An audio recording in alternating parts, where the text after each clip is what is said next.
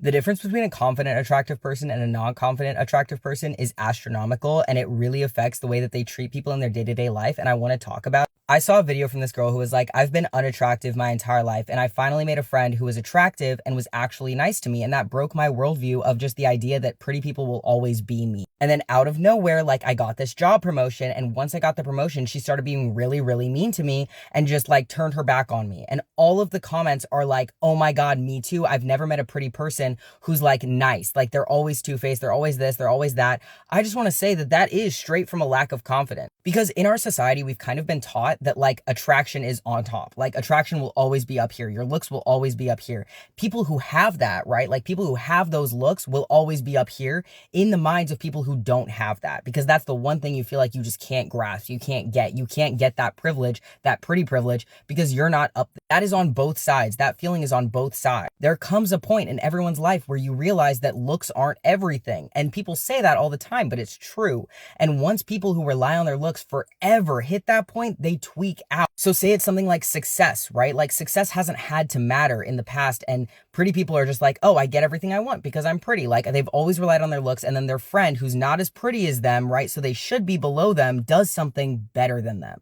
That breaks their entire worldview. That blows everything up for them. So of course they're going to take that out on you, the person who got the promotion, the person who got better grades, the person who got a better opportunity, because they didn't get those options, and they don't understand why, because they're prettier than you. They're above you in their head, in their mind. And I think a lot of the time, people who aren't conventionally attractive, right? Like, people who are unattractive, who are in these friendships, don't understand that those people could be jealous of them, because they have also been sucked into the societal idea that like beauty is the only thing that matters. When you meet someone who is nice and is pretty, you will be able to understand that they have gotten to that point and they understand it now, right? Like, if someone has only cared about looks their whole life and they hit that point and they get through it, that's the kind of confident, beautiful person you're going to meet, who is just a normal person, who is kind, who is wonderful, who doesn't have that like weird jealousy that they don't understand, that weird comparison that they don't understand going on in their head all of the time. The other kind of like confident, beautiful person you'll meet are people who weren't always conventionally attractive, right? People who are like, oh yeah, I had a crazy headgear with braces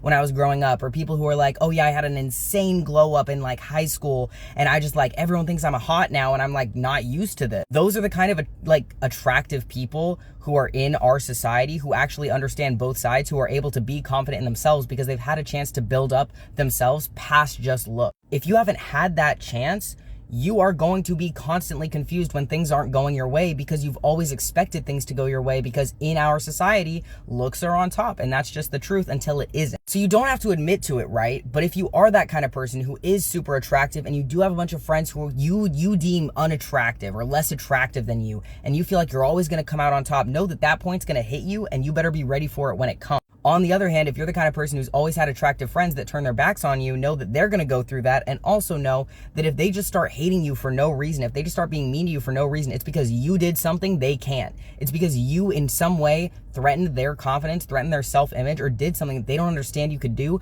because they view themselves as better than you, and they're going to get knocked way off that pillar.